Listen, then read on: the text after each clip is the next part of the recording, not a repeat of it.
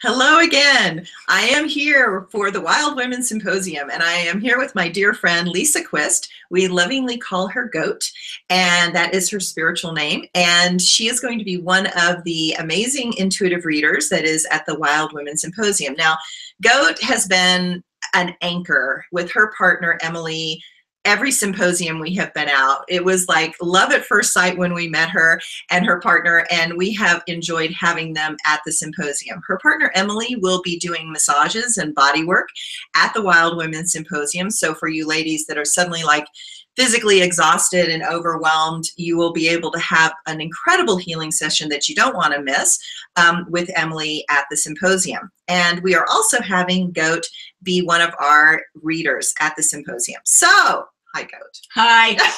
How are you? I'm good. I'm good. So I wanted you to talk about your extensive history, because you really carry a lineage with you.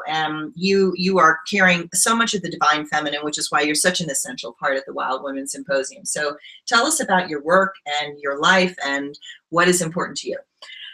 What is important to you? Well, okay.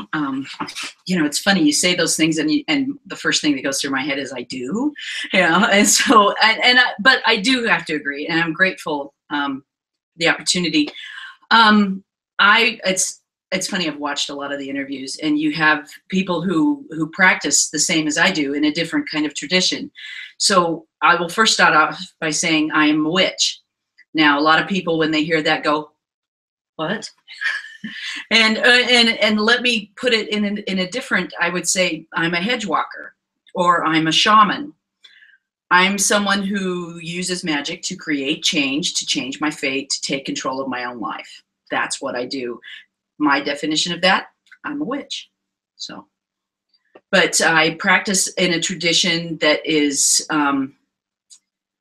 what we work on a compass of Erz, as opposed to working elementally. We work on a between the worlds, on the planes with the Erz, which are basically the winds of creation. So instead of saying we work with earth in the north or air in the north, or depending on who you are, we do work with air in the north, but it's that wind, the air, the wind that stirs that. In the east we have fire, which is that flame of intuition and what's the other I word I'm looking for? Intuitiveness, and that's you're going for there, that fire in the head, things like that. The earth, the real creative juices in the south that get it going, that fire creation. And of course you have always, in the west is your water, you have your ancestors, the ancestral line, the water that makes us. So that ancestral line that goes back. Working that way. I've been studying with this particular tradition for, well, I'm working on a decade. I have been practicing, I guess you want to say a practicing pagan, for want of a better term, for 25 years, I would say, here in the Salt Lake Valley since the mid-90s. So involved with that, and practicing and trying just to learn all kinds of things. So I just recently started doing tarots, because the tradition, tarots, I've been doing tarots, they're a nice root. Anyway, I just started reading the cards because the magister of my tradition had created a tarot deck. And so the difference between my deck and, say, like the deck you use, you use the Thoth deck or the Tahuti deck, depending on who you ask. But yours is based on, I would say, a sun-wise Kabbalistic tree. Right, exactly. So mine is based on the compass, and it's been Gnostically transmitted, and it's a lunar. So the really cool thing about the compass that it's based on is each card has a day.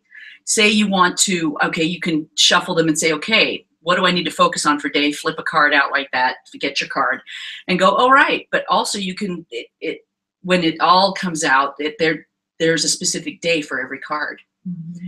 And you can look at the card and go, okay, this is what the fates are telling me today, because on this day in this moon phase, this is what this card is about, and go from there.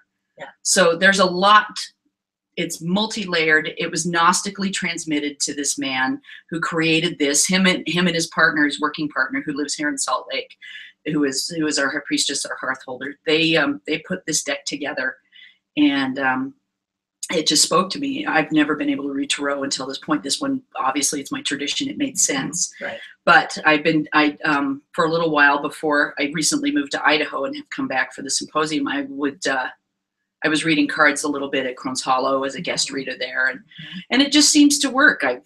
I enjoy it. I like it. I like getting in touch with those, well, lots of people, guides, angels. I work with spirits. Call them what you will. There are all those things out there that are waiting to help us and talk to us, to help us access those things within us that to help us remember what we know. Right. So the cards are the same way. It's to help you access what you know, what you already know and need to remember, or to help another person do so. Right. I love it. I absolutely love sitting down with cards with a person and talking about their life, you know, and then having someone, well, you know, having someone break down in tears is, I don't know, they cry, I cry. It's, you know, we all cry together. I'll have a box of tissues, I promise. But, you know, to get some clarity, even good, bad, whatever, clarity is always, it's important. Right. Just so you can say, okay, sometimes you say, okay, I'm in a shit pile. How do I get out of it? Yeah. Or you can say, oh, I'm on top of the world. Well, and there's that. You have the one and you have the other. As the shamans, hedge walker, those people who work between the world, those people, as the symposium is trying to do, is to teach you to take control of your life. We're on that pendulum. We're on that. You're going between chaos and order. Can you create balance? I don't know. Can you create change? Yes. So there's always a chance for change. Yes. So that's what I try to facilitate. And that's really important. And that's exactly why we do this symposium. And it's one of the reasons that I love both you and your partner, Emily, because Emily changes by touching you, and she changes by shifting the energy and how you're moving energy through your body. And she's just like a master at that.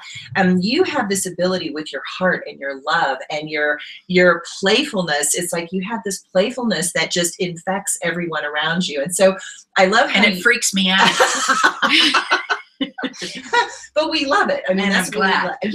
And we love that energy and that vitality that you carry, because to me, a person who is awake and vibrantly present is playful. Do you know what I mean? It's like, it's not serious. It starts to be very funny when you can actually see the pattern that somebody is doing and that you just want to tweak it just a smidge like or this. Give them the key to tweak it, and they can choose. That's the other thing, is that choice. Yes, exactly. And are you going to be bringing some of your cool rocks and all your little? Do you want me to? That'd be fun.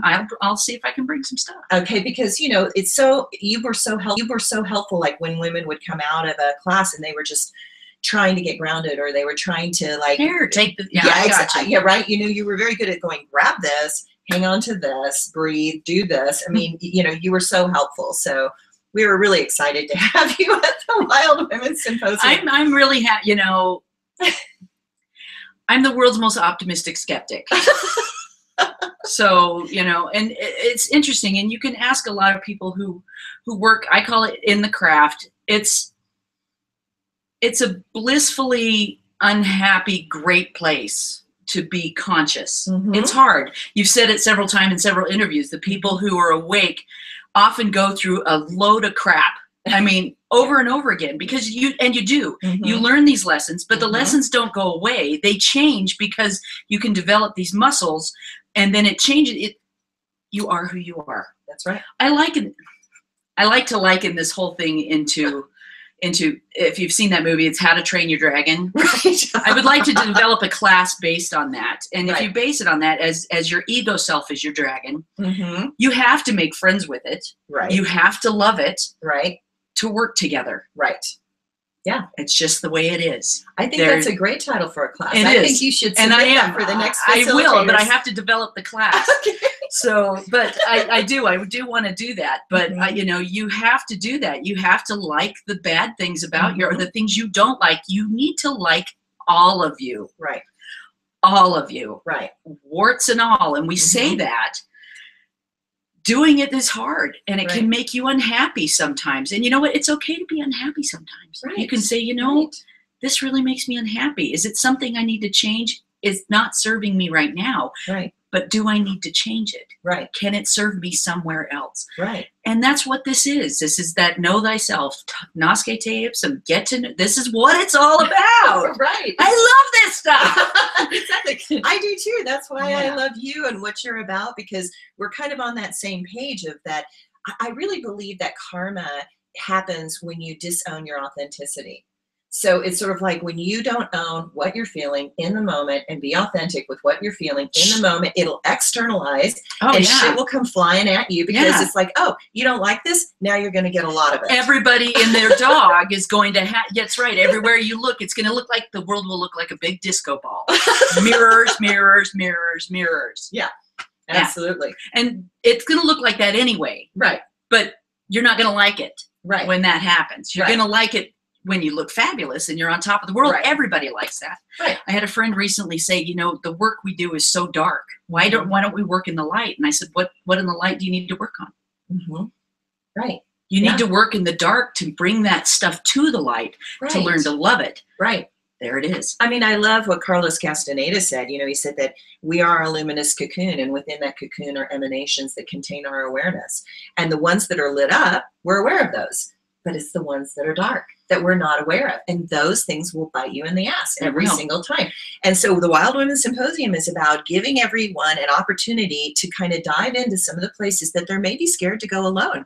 And you're not going to be alone. There's going to be 300 women there to support you in that journey. And all these facilitators, and Goat will be there just in case you get freaked out and scared. I will be there. I'm always good for a hug. Or not. If you don't want one, I don't have to do that. Yeah, absolutely. So thanks, Goat, for this interview. And I'm so excited to have them again at the symposium. And you want to sign up on Eventbrite for the tickets, because this thing is going to be amazing. So ladies, it's awesome. Every time it's awesome. Haven't we had a great time? We have. And we're at the Leonardo. We're downtown. Yeah. That's going to be amazing. It's almost sad I moved to Idaho now, because I was downtown before. Well, now we just have to keep dragging you back. I'll be back. Okay. Thanks, everybody. Don't forget, tickets on Eventbrite. Bye.